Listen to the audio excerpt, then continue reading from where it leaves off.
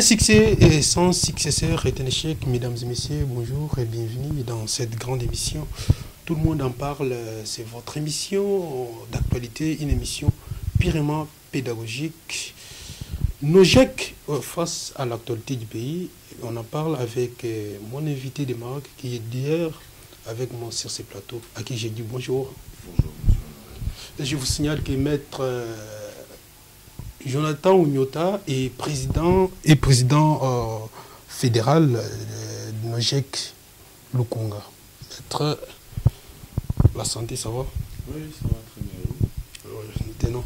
Déjà, à Lukunga, comment se porte le parti Nogec? Vous êtes déjà à quel niveau? Merci beaucoup, monsieur Honoré. La Nogec, comme vous le savez très bien, est un parti cher. Je souligne que c'est le parti cher à son excellence, monsieur le ministre d'État et le ministre de Justice, monsieur Constant Moutamba. Évidemment. Moi, je l'appelle les guides. Alors, je suis maître Jonathan Ougnota, comme vous l'avez dit. Je suis le président fédéral de la Nogec Lukunga. Alors, dans le fief où je suis en train d'exercer mes activités, je peux vous rassurer que la Nogec a touché le cœur de la population, de la jeune classe politique, ainsi que de vieux politiques. Les actions sont très bien menées, les initiatives et les idéaux sont mis en place. Ben voilà, merci beaucoup. Aujourd'hui, on peut dire que Nogec est dans toutes les communes qui composent les districts de Lukunga. Évidemment, je dois rassurer à l'opinion publique que la Nogec est dans toutes les 7 communes de Lukunga. Et moi-même, je suis dans la commune d'Ingalima. Nous avons une très forte base, très bien sensibilisée, une jeunesse consciente qui évolue à pas géant avec une conscience chauviniste, pourquoi ne pas dire panafricaniste, une conscience très avérée de la question de la race publique. Vous savez, je m'aurais souligné quelque chose, la Nogec n'est pas seulement un parti politique, mais une famille politique. C'est une école politique. Une école de formation. Voilà. Mesdames et messieurs, nous allons relayer toute l'actualité. Nogec est un parti de l'opposition, qui vous dites parfois l'opposition républicaine, mais aujourd'hui dans la majorité. Comment vous êtes arrivé? Ce n'est pas une violation de la Constitution? Eh bien voilà. Monsieur Honoré, c'est une question qui bat les records, qui fait trop de bruit sur la toile médiatique. Vous savez, la République démocratique du Congo est un pays d'exception. Ça, c'est une notion très importante que j'aimerais souligner. La République démocratique du Congo a été créée par fusion de terres. Un État où les gens se sont concertés pour le créer. Après la création de cet État, il aurait fallu les protéger, les nourrir et faire avancer.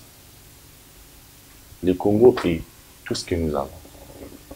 Pour le bien, le développement, pour le sort du Congo, s'il faudrait mettre de côté nos divergences politiques, nos tendances, s'il faudrait mettre de côté nos sentiments politiques pour sauver cette patrie, nous sommes prêts. Vous allez bien comprendre avec moi que la loi sur le statut de l'opposition n'a pas ouvert une brèche à un membre de l'opposition de se retrouver dans le gouvernement. Ce n'est pas une violation des lois? Je peux avancer. La loi sur le statut de l'opposition n'a pas mis en place une brèche n'a pas permis à un membre de l'opposition radicale que républicaine de se retrouver dans le gouvernement. Personne n'est contre. Mais vous êtes en train de réfléchir avec moi. Comme vous avez dit bien au départ, qu'il est question de l'actualité. Le Congo passe depuis une décennie une période de tergiversation. Le pays est en train de tergiverser, balbutier. Le président de la République, Félix-Antoine Tshisekedi Tshilombo, a lancé un appel au gouvernement d'ouverture. Quel est alors le gouvernement d'ouverture? C'est le gouvernement selon lequel le président se béquille beaucoup plus aux atouts, aux capacités et non aux tendances politiques. Nous ne sommes pas l'opposition radicale, nous sommes opposition républicaine. Nous ne sommes pas contre son Excellence, Monsieur le Président. Est-ce que jusqu'à ces jours, vous gardez toujours les statuts? Je peux avancer. Ça, c'est une question qui vient s'ajouter dans la première ligne. Nous ne sommes pas contre Monsieur Félix Antoine Tshisekedi Tshilombo, mais nous sommes contre les mauvaises actions au sein du gouvernement. Je vais avancer. Ça, c'est très important. Nous ne sommes pas contre les actions de M. Tshilombo, président de la République. Nous sommes contre les mauvaises actions. C'est que nous sommes contre la mauvaise pratique, la mauvaise gestion de la République. Et si nous avons accepté l'appel de son Excellence, M. le Président de la République, l'appel de ces gouvernements d'ouverture, c'est pour sauver la patrie et non pour, comme vous venez de le dire, entrer dans les mangeoires. Les mangeoires, c'est quoi? Ce n'est qu'un concept aîné, ce n'est qu'un concept déplacé pour le patriote. Nous sommes des patriotes. L'Excellence Constant Moutamba a entendu l'appel de détresse de son Excellence, Monsieur le Président de la République. Ces derniers acceptent de mettre de côté des caprices politiques. Il vient soulever la panse de la justice congolaise qui a été à maintes reprises déclarée malade par son Excellence, Monsieur le Président de la République. Notre arrivée au gouvernement est pour relever la justice congolaise. Il est vrai que c'est la justice qui élève une nation. Vous le savez. Pourquoi ne pas être un État réputé de la bonne justice? Pourquoi ne pas être un État réputé de la bonne moralité? C'est la raison pour laquelle son Excellence Moutamba, le ministre de la Justice, le ministre le plus compétent, je peux vous assurer, accepte venir relever la panche. Et dire la question de oui ou non nous sommes de l'opposition républicaine, je dirais oui. Comment nous comptons gérer l'opposition républicaine en étant dans le gouvernement? C'est en restant dans la traque des mafias. Et comment vous expliquez cela? Voilà, nous expliquons cela de cette manière. Dans les gouvernements, Excellence Moutamba a un seul rôle.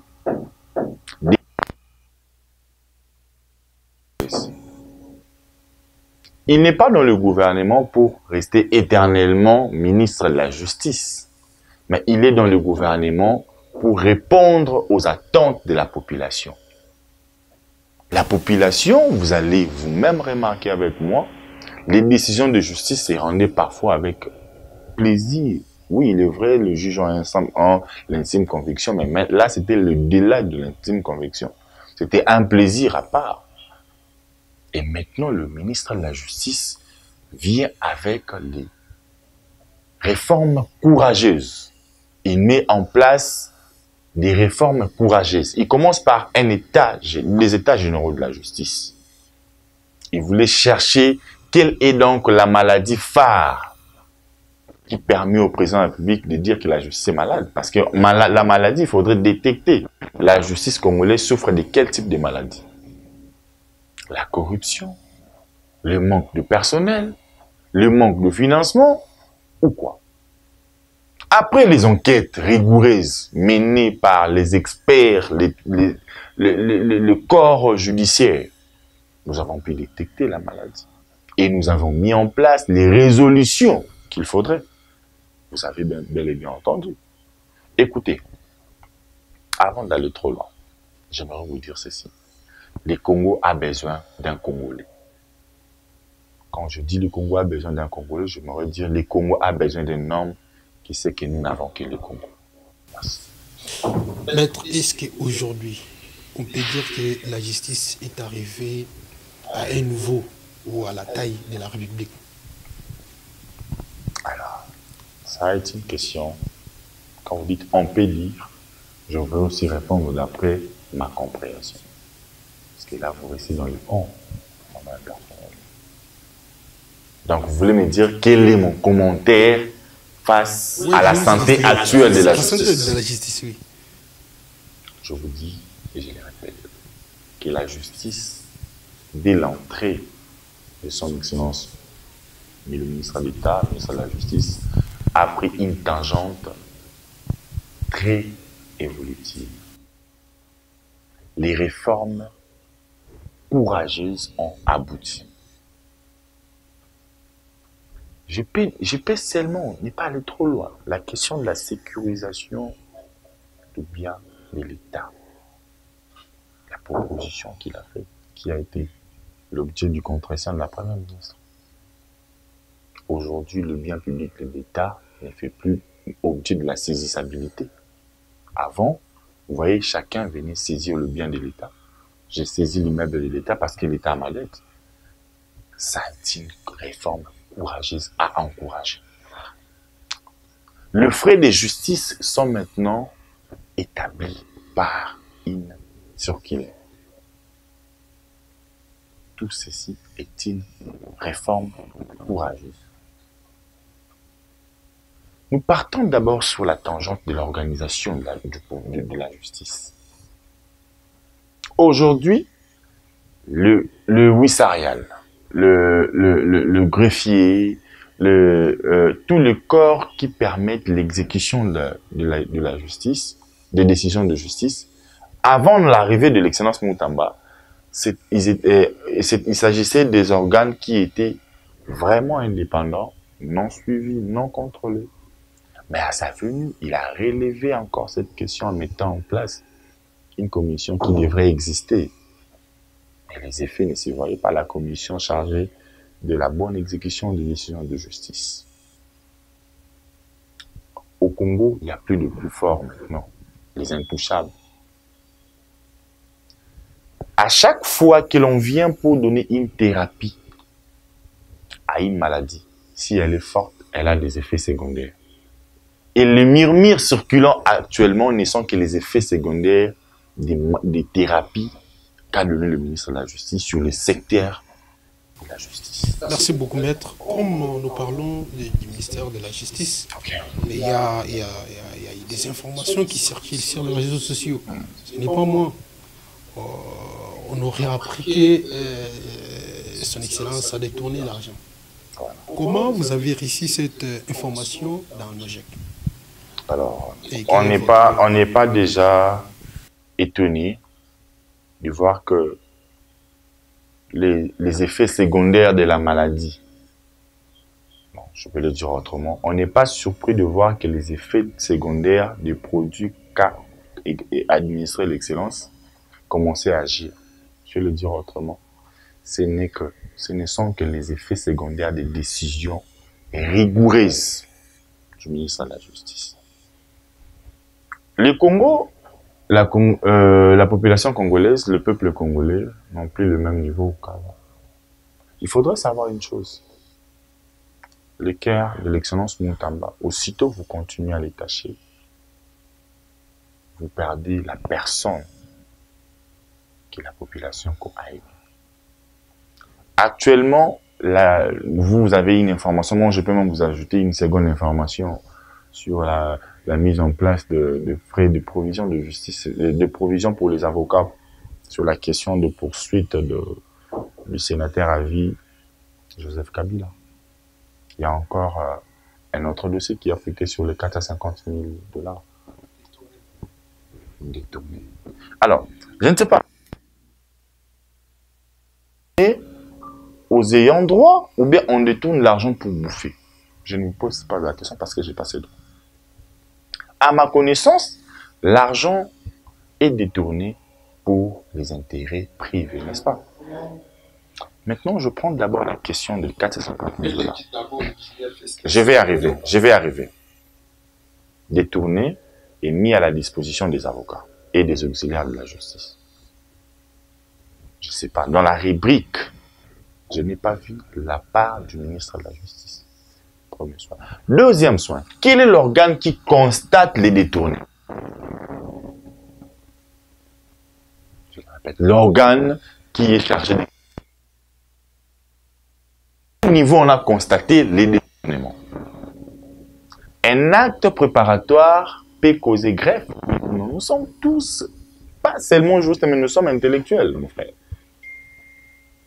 Quel est donc l'organe censé constater les détournements? Et à quel niveau on peut parler de détournement?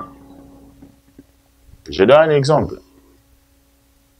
Mon avis sera beaucoup plus juridique. Vous me dites que non, j'ai besoin de manger le pain. Je vous demande, le pain coûte combien? Moi, je dis, bon, le pain, il y a plusieurs prix. Hein. Je peux manger le pain pour $2000. Vous dites, ah, je suis un menteur. Moi, je dis, l'acheter là où le milliardaire l'achète. Parce que juste une anecdote qui ne cadre pas avec l'image. La question des 19 est une question qui ne devrait pas être traitée aujourd'hui et maintenant.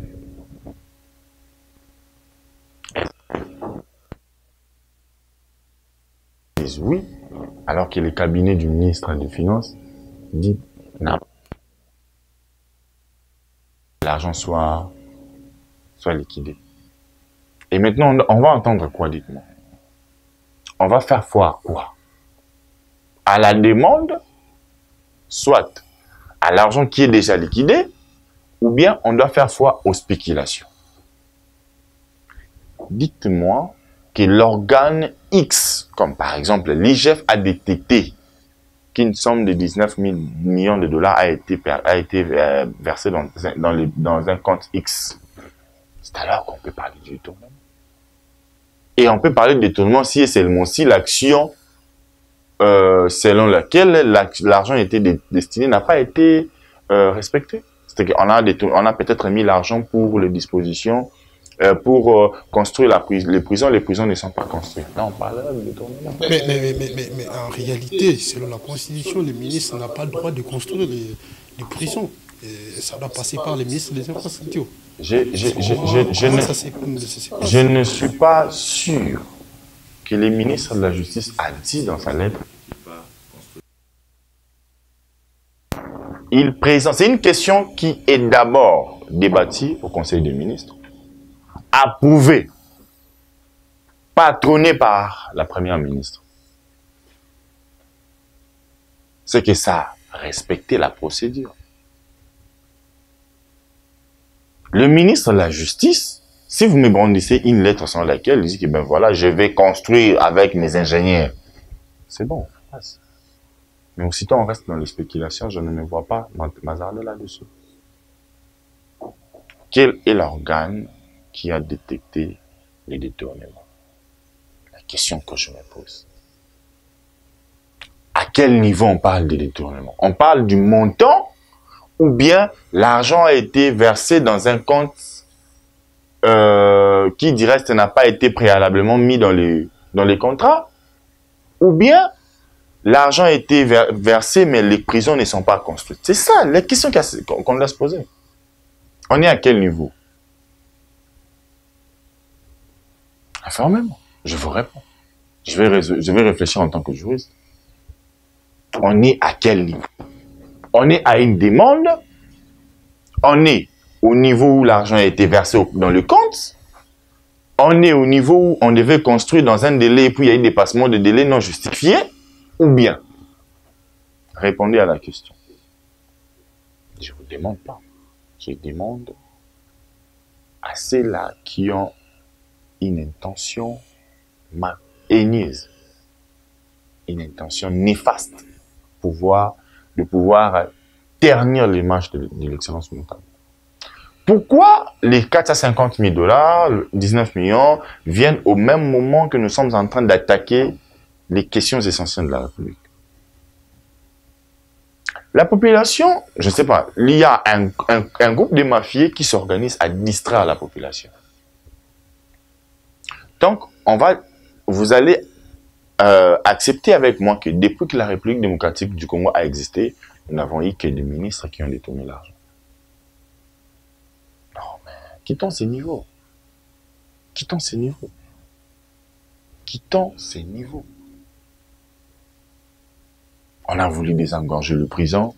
Ah non, il sort les rebelles. On a voulu faire ceci. Ah, bon, qu'est-ce qu'il faut faire? Que faut-il faire? Il y a des questions pendantes à se poser. qu'est-ce qu'il faut faire? Il faut rester. On veut s'accaparer du pouvoir, ainsi de suite. Tout ça, c'est la crainte du parquet économique qui est en train d'être, qui est un projet en gestation. Merci beaucoup maître. Un mot pour changer ces sujets, parce que c'est une émission d'actualité. Priez de dire un mot à tous les gens qui nous suivent, tous les Congolais là, qui y avait déjà l'espoir à Constant Mutamba, mais aujourd'hui, vilipendé par les gens, non, il a volé de l'argent. Vous avez un mot Alors, merci. J'aimerais être un peu patriote. Le Congo appartient aux Congolais. Je demanderai à la population congolaise de comprendre le vrai et le faux. Qui est le vrai, qui est le faux? Est-ce que nous sommes dans les temps où nous sommes hors temps? Quand je dis nous sommes dans les temps, est-ce que les temps actuels et les temps qui nous est donné pour mouvoir dans les spéculations, ou bien nous sommes hors temps? Moi, je me dis nous sommes hors temps. Les temps actuels, c'est les temps de voir les réformes. De voir est-ce que les réformes cadrent à l'intérêt supérieur, à l'intérêt général. Est-ce que la construction du parquet financier, c'est pour que Mutamba demeure éternel ministre et qu'il puisse traquer les autres, ou bien il va aussi passer?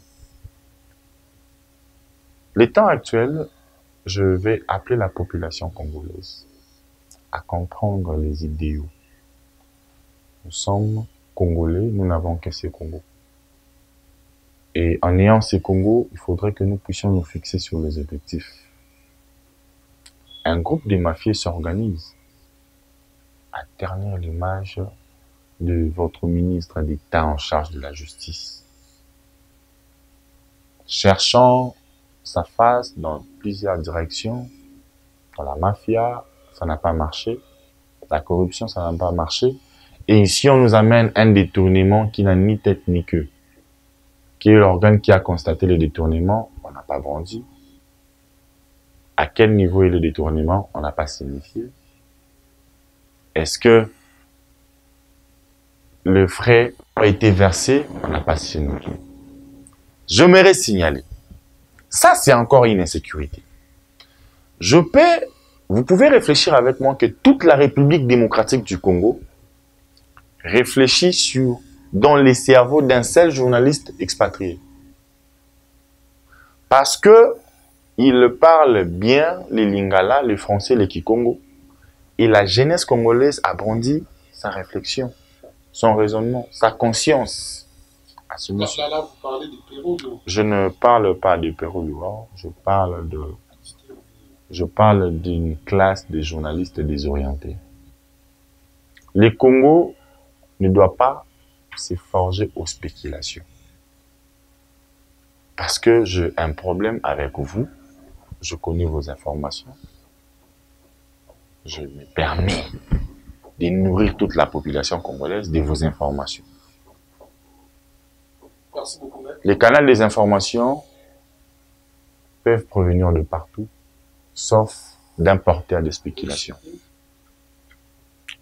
Merci. En chitance, je me signaler ceci, que les réformes courageuses vont continuer. Ça sera trop fort, ça va frapper pour le mafieux, bénéfique à la population congolaise, très bénéfique à des personnes qui ont été lésées par la mauvaise justice, par la mauvaise gestion de la justice d'avant. Merci.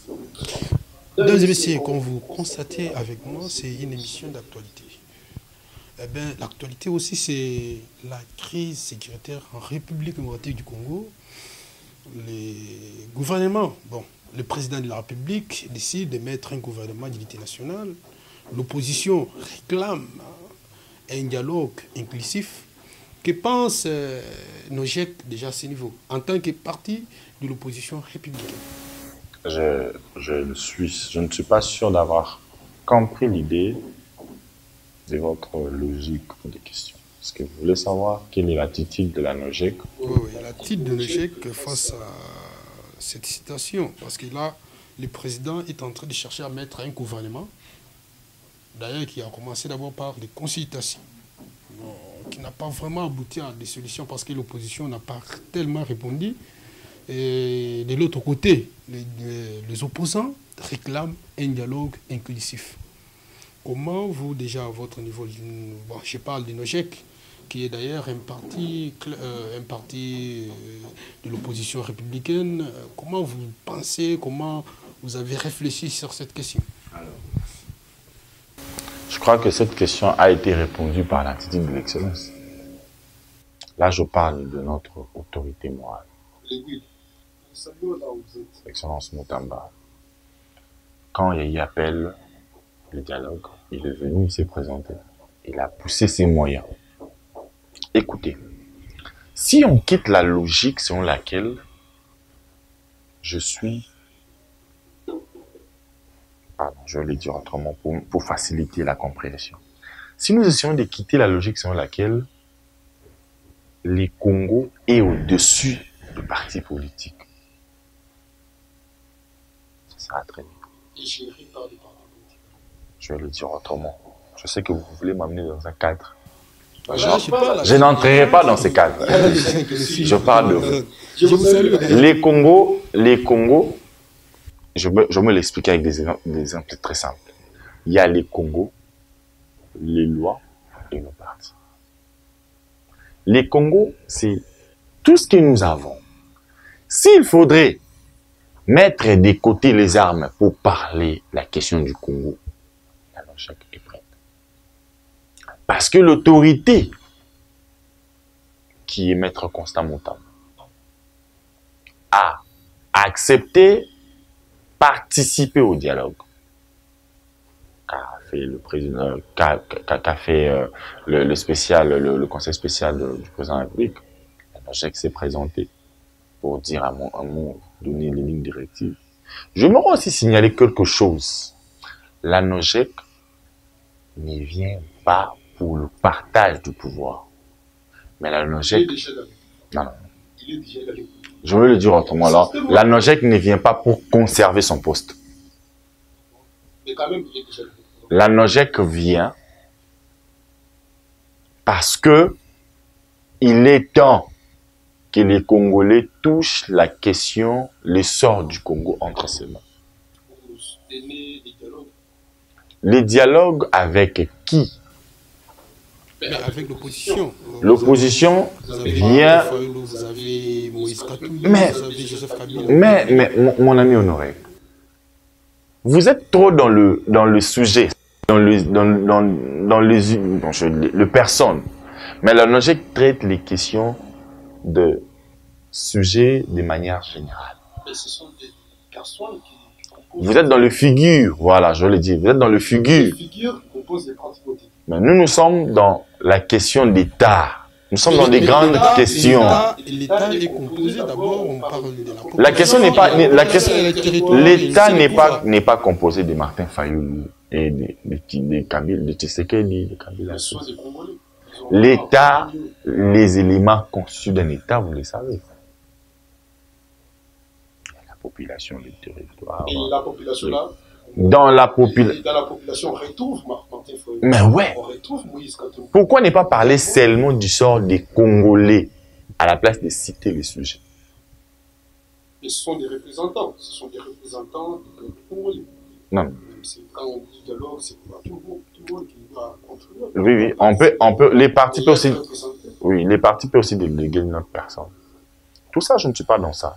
Je vais vous donner notre attitude. Hein. Moi, je ne veux pas entrer dans les émotions des caméras. Parce que je suis devant les caméras, que je vais dire des choses qui ne cadrent pas. J'ai une réputation à défendre. Et nous sommes révolutionnaires. Nous, ce qui nous préoccupe, c'est le Congo. Ce qui nous préoccupe, c'est qu'est-ce que nous sommes censés donner au Congo et aux Congolais. Ouais. Pour le Congo, on est prêt à tout. Mais pas prêt à lécher les bottes. Parce que à partir dans le dialogue, c'est bien. Mais c'est aussi donner les lignes directives. Aussitôt, ces dernières ne sont pas respectées, on se retraite. Maître, il y a une question qui me revient dans la tête. Vous parlez trop de la révolution dans la classe politique congolaise, l'événement de nos GIEC. Qu'est-ce que vous avez changé jusqu'à maintenant, aujourd'hui, que les gens peuvent mettre dans la tête? Non, nos GIEC a apporté ça dans la classe politique actuelle. Dans la classe politique actuelle, dans les cadres de la fonction ministérielle, ou bien dans la... Excusez-moi, non. La question doit se cadrer. La révolution que nous avons amenée dans la classe, dans l'espace de la fonction ministérielle, ou bien dans l'espace du parti politique. Le parti politique logique a enseigné à la population congolaise la question du patriotisme. Si aujourd'hui le Congo est attaqué, une partie il est en dit, une partie de la République démocratique du Congo est touchée, les rebelles se sont accaparés, c'est parce qu'il y a eu aussi manque du chauvinisme, mon frère, du patriotisme. Et la logique ayant constaté ces défauts, directement a passé à l'éveil patriotique. Récemment, l'Excellence nous a réuni toute la population congolaise pour enseigner le patriotisme, l'attitude à avoir face à l'ennemi, l'attitude à avoir face aux turbulences. Qu'il faut-il avoir comme attitude, mon frère? Vous êtes Congolais, vous êtes journaliste. Aujourd'hui, les Rwandais veulent vous recruter. On va vous dire qu'on va vous payer 10 000 $ par mois. Qu'est-ce que vous faites? Alors que vous n'êtes pas peut-être payé à ces prix. Vous faites quoi? Ne me répondez pas. Je sais ce que vous allez faire. Je sais ce que vous pouvez faire. Je suis patriote avant. Ah non. C'est ce que vous dites. Mais si on vous dit on va vous payer 10 000 $ par semaine pour juste diffuser les informations qui ont pour objectif de ternir l'image du pays. Vous pensez que les rebelles congolais utilisent les caméramens et les journalistes de ce pays pour publier les mauvaises informations? Il y a aussi des Congolais qui ont accepté de trahir les Congos, qui ont accepté de boycotter les efforts de nos ancêtres, des aïeux, de ceux-là qui ont tout donné pour le Congo. Patrice Emery Lumumba, qui est notre image, qui est l'image, le portrait réel du patriotisme. Donc, ce que la NOGEC a donné à la République démocratique du Congo et continue à donner, c'est d'abord enseigner le patriotisme, le chauvinisme, le panafricanisme.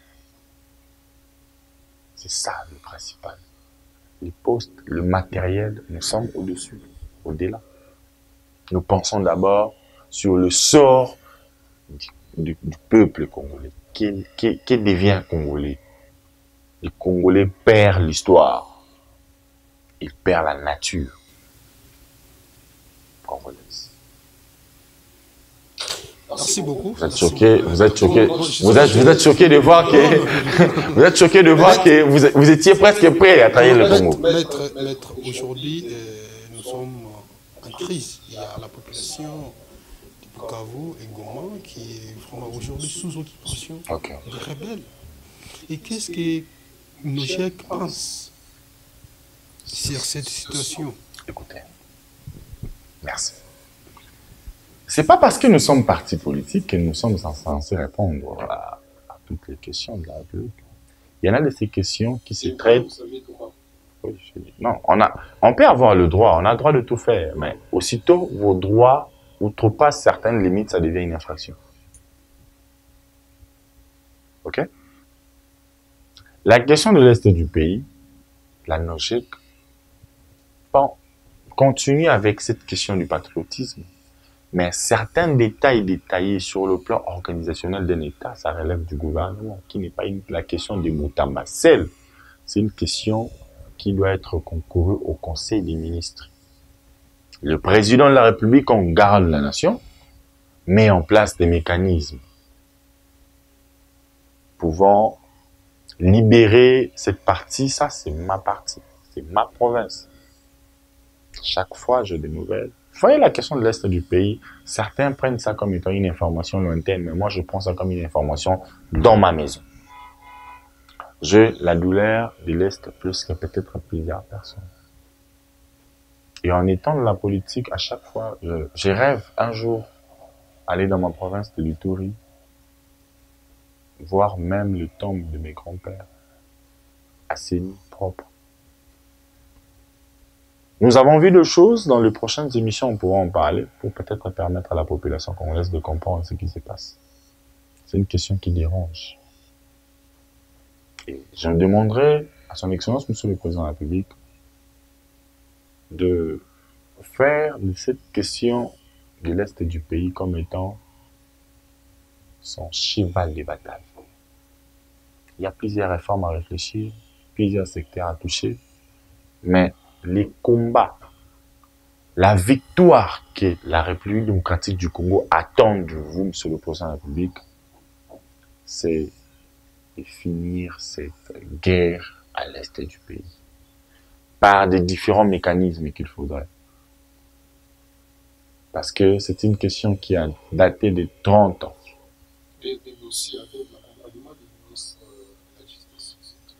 Vous donnez l'impression à la population congolaise que le gouvernement, c'est Monsieur le Président de la République et Moutamba. Vous donnez cette impression. Il est quand même ministre de la Justice. Et vous savez ce qu'il représente la justice en... Évidemment, évidemment. Et les ministres de la Justice, dans le Conseil des ministres, ne travaillent pas seuls. Il y a le ministre de l'Intérieur, il y a le ministre de la Défense, qui sont des ministres dont la question de l'Est du pays touche aux attributions de leurs fonctions. Ils sont des ministres sectoriels. Et c'est sous le leadership du président de la République, M. Félix Antoine Tshisekedi Tshilombo, qui peuvent agir.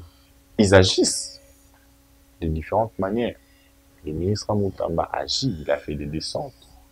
Il a agi, il a fait plusieurs réformes sur cette question, plusieurs classes politiques, mais il y en a de ces questions qui ne se traitent que entre deux présidents de la République.